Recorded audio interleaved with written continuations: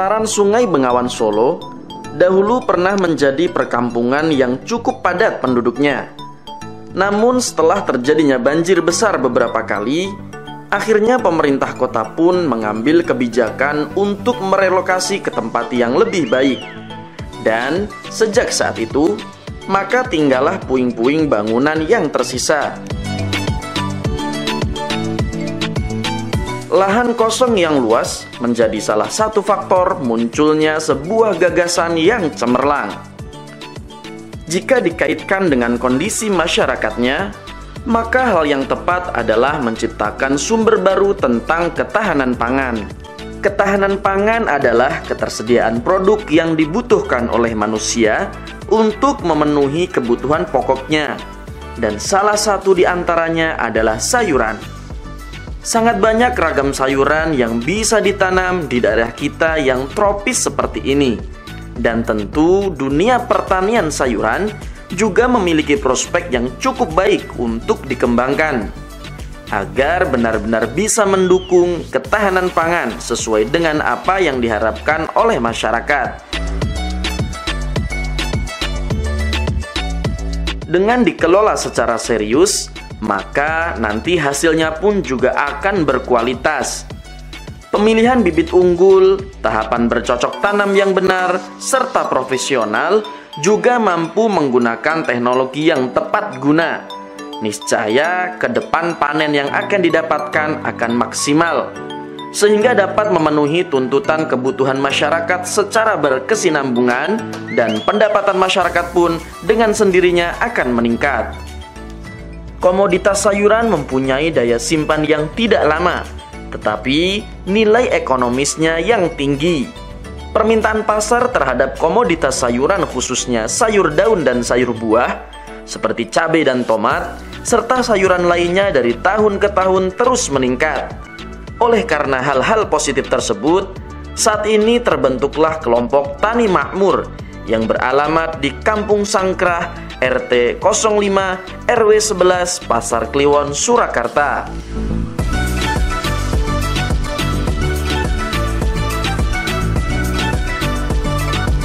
Dan untuk mengetahui cara-cara yang diterapkan dalam bercocok tanam sayuran di tempat ini, berikut tahapan selengkapnya.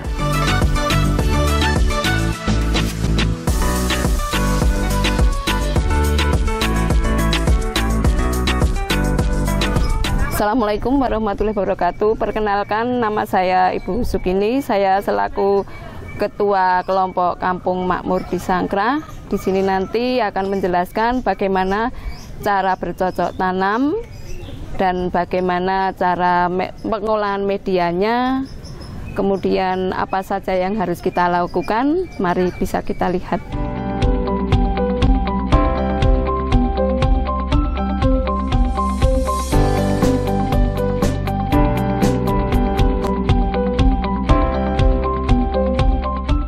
Mari bisa kita lihat ke sana.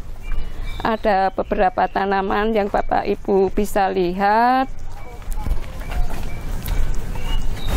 Di sini ada beberapa tanaman, ini cabai. Jadi kami menanam jangka panjang dan jangka pendek. Untuk jangka panjangnya contohnya cabai. Ini 2 bulan ini sudah berbuah. Ini jangka pendeknya contohnya ketimun, ya. Ini baru 1 bulan, ini alhamdulillah sudah berbuah.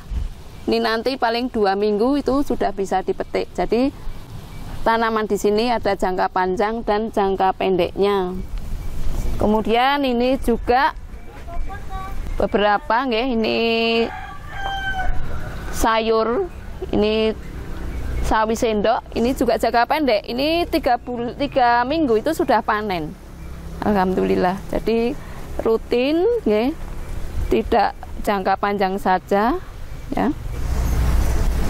Para pemirsa, untuk selanjutnya marilah kita lihat cara bercocok tanam yang baik dan benar. Apa yang kita laksanakan, mari kita saksikan.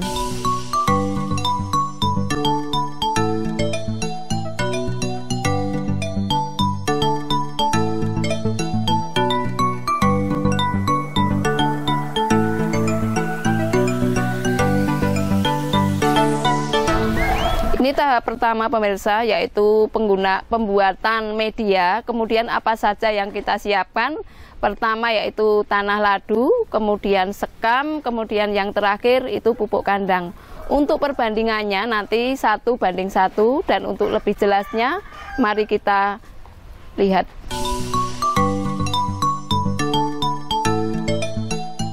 Berikut proses pembuatan media. Ini pupuk kandang, perbandingannya pupuk kandang 1:1 nggih. Jadi pupuk kandang 1 ember, sekam 1 ember, kemudian ladu 1 ember. Itu nanti kita campur, jadilah media. Jadi kita gunakan sekamnya itu biar di tanah nanti ada udaranya.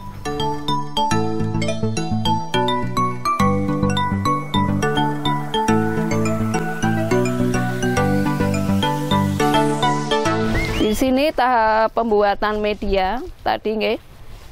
Tanah ladu 1 ember, kemudian pupuk kandang 1 ember, sekam 1 ember, itu kita campur menjadi 1. Selain saya gunakan sendiri untuk kebun sini, kami juga menjual medianya. Jadi warga kalau mau cari media nggak usah jauh-jauh, kami menjual media dengan harga 10.000.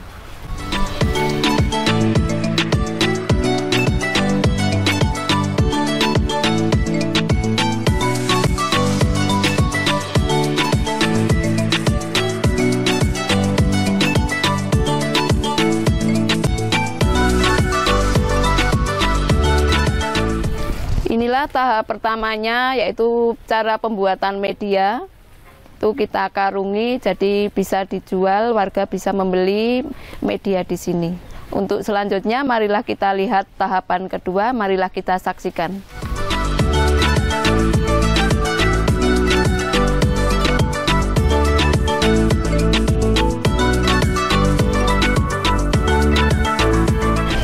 Selanjutnya kita lihat tahap kedua, yaitu pengolahan tanah dan pemberian pupuk. Marilah kita saksikan. Sebelum tanah itu digunakan, itu kita olah dulu. Jadi tanah kita balik, kemudian kita kasih pupuk. Mari kita saksikan di sini aktivitas bapak-bapak di sini. Jadi tanah kita balik, kemarin kan sudah dipakai, kemudian diberi pupuk. Ini kemarin ada sebagian sudah diberi pupuk, jadi biar tanahnya gembur. Di sini sehabis dipacul ya, setelah tanah diolah itu bisa dikasih pupuk. Kemudian untuk pemaculannya tadi kita bentuk bedeng-bedeng. Jadi di sela-selanya itu untuk air. Jadi untuk tandon air biar airnya lebih banyak itu. Nih, jadi kita taburi media yang kita buat tadi biar tanamannya lebih subur.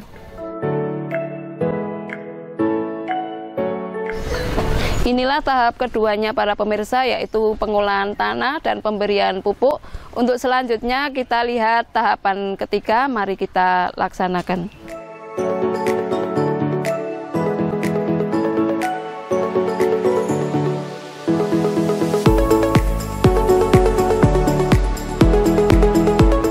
Pemirsa, untuk selanjutnya kita lihat pelaksanaan tahap ketiga, yaitu tahap penyemaian atau nanti dilanjutkan dengan penanaman, tapi kita masuk dulu di rumah bibit. Kenapa harus di rumah bibit? Karena tanamannya itu masih kecil-kecil, intinya itu masih baby, jadi perlu perawatan dan perlu tempat khusus. Untuk selanjutnya marilah kita saksikan tahap ketiga. Pemirsa, untuk selanjutnya saya masuk di tahap penyemaian atau saya masuk di rumah bibit. Kenapa rumah bibit dibuat nggih pakai selambu, kemudian teduhnya seperti ini.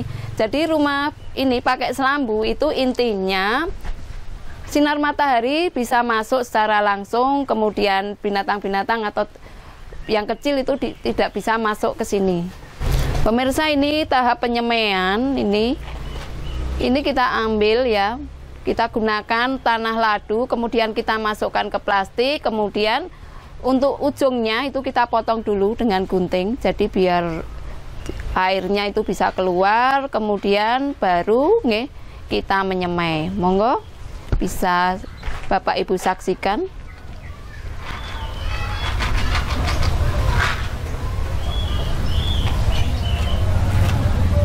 Di sini nggih ekstra sabar nggih. Ini harus satu-satu. Kemudian untuk penyiramannya ini pagi dan sore karena di sini masih baby, perlu perawatan khusus. Ini rutin dilaksanakan penggunaan pembibitan. Jadi setiap panen ini sudah tumbuh, kemudian siap panen kami bisa menanam kembali. Jadi tidak ketinggalan atau tidak kekurangan tanaman. Jadi semuanya berputar terus. Kemudian nanti kalau sudah tumbuh, kami pun menjual bibit yang sudah tumbuh. Untuk rata-rata ini tanaman yang sudah tumbuh seperti sawi sendok itu sudah 3 minggu siap tanam. Kemudian yang agak jangka panjang seperti kembang kol, terong, ya, ini 1,5 bulan itu baru bisa dipindahkan.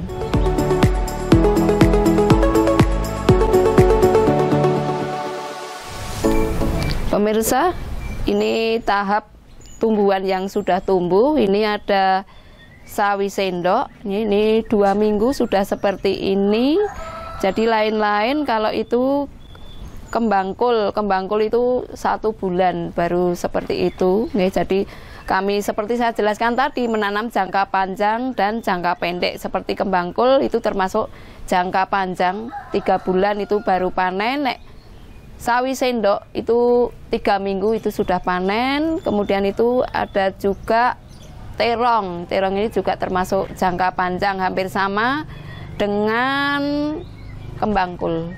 Tuh, jadi setelah seperti ini kami siap menanam. Ini tanaman yang siap ditanam dan siap dibeli. Ini cabai. Ini cabainya harusnya sudah ditanam karena tempatnya itu belum memadai, jadi masih disimpan di rumah bibit.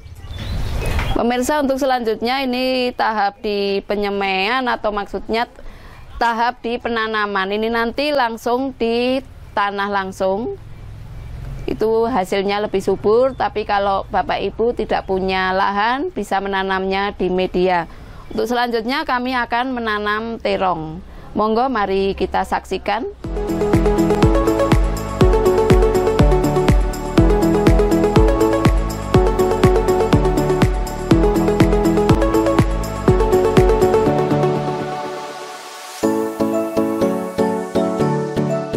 Para pemirsa, marilah kita ke tahap penanaman. Ini mau menanam terong, mari kita saksikan.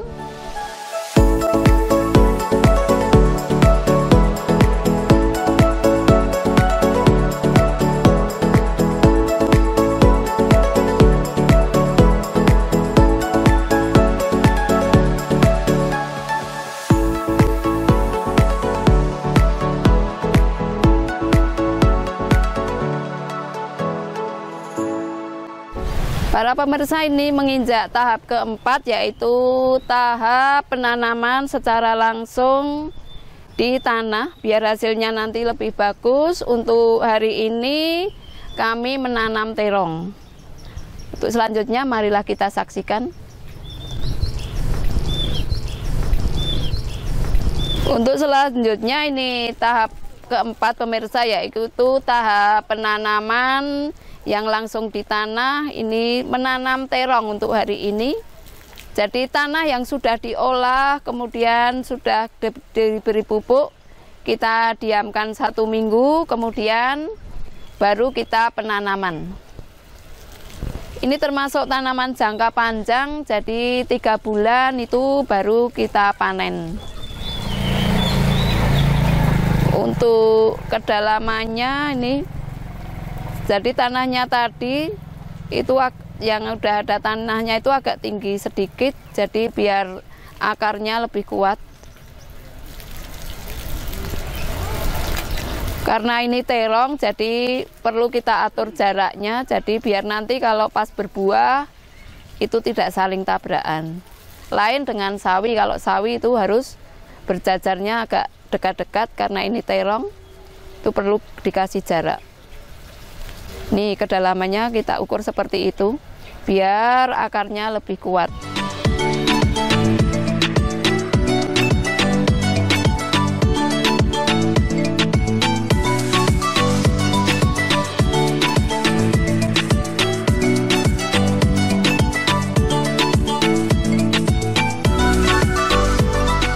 Untuk selanjutnya yaitu penanaman di polybag. Jadi para pemirsa apabila di rumah tidak ada lahan itu tidak menjadi kendala. Jadi pemirsa bisa menanamnya di polybag. Contohnya seperti ini. Saya menanam selada. Ini pakai polybag juga tumbuh subur. Jadi kalau bertani tidak ada alasan, tidak ada media atau tidak ada lahan, jadi pemirsa bisa menanamnya di media. Ini contohnya pemirsa, yaitu penanaman di polybag. Jadi walaupun tidak punya lahan di rumah, Bapak Ibu bisa menanamnya di polybag. Contohnya ini, saya bisa menanam selada dengan sesubur ini. Yang penting medianya yang bagus.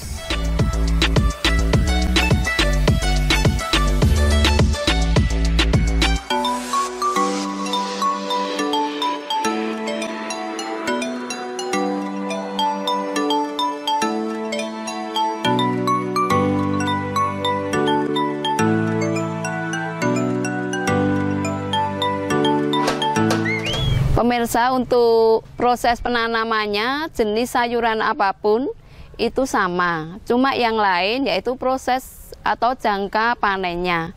Contoh jangka pendek yaitu sawi, ini jangka pendek 3 minggu itu sudah panen. Yang jangka panjang contohnya cabai, terong, kembang kol, itu termasuk jangka panjang. Jadi 3 bulan baru kita panen.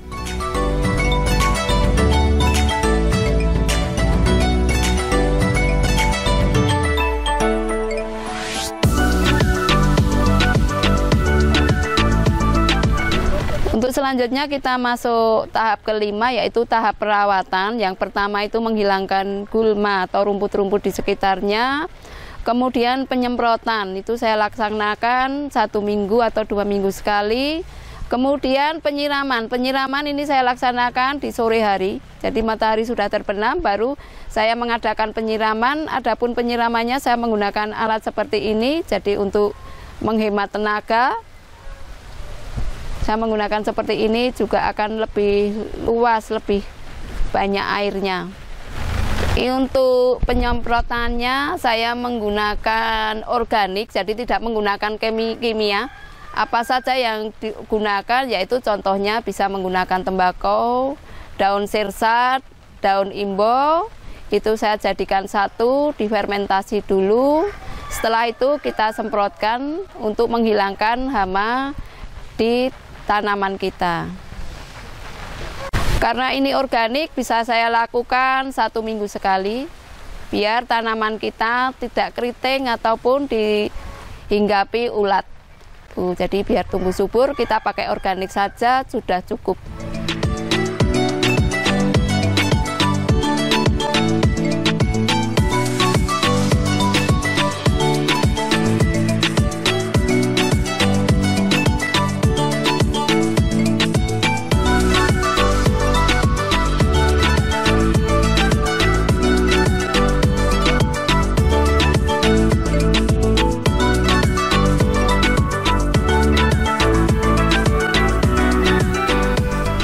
Pemirsa, untuk selanjutnya kita masuk tahap ke-6, yaitu tahap panen ya. Setelah tadi penanaman, perawatan, kita masuk tahap ke-6 yaitu tahap panen. Alhamdulillah pagi ini kami panen kembang kol, kemudian cabai, kemudian nanti ada sawi dan terong. Ini untuk di lokasi sini. Ini pemetikan cabai sama kembang kol.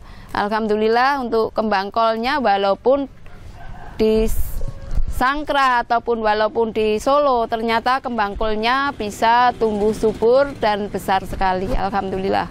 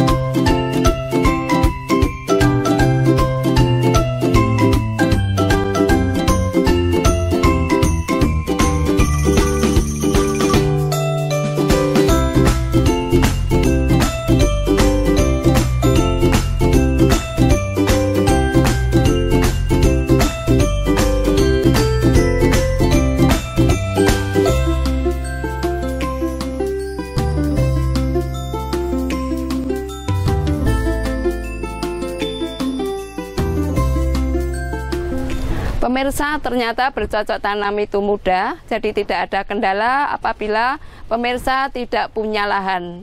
Pemirsa bisa menanam di polybag.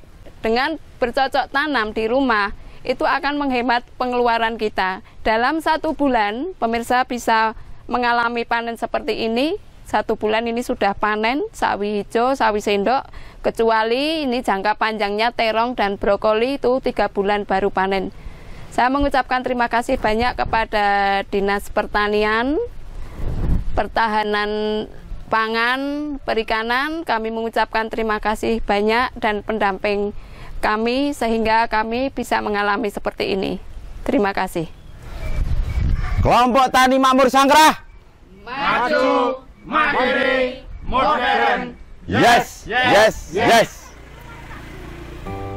Pemanfaatan lahan kosong hingga menjadi lahan produktif untuk ketahanan pangan masyarakat tentunya perlu diapresiasi. Tak semua orang mau dan mampu melakukannya. Cara bercocok tanam yang benar juga sudah kita contohkan. Maka, saatnya sekarang Anda bisa mencobanya di rumah atau di lingkungan tempat tinggal Anda. Agar lingkungan lebih asri, indah dipandang, dan tentunya ada kemanfaatan besar dalam hal ketahanan pangan bagi masyarakat sekitar. Salam pecinta budidaya.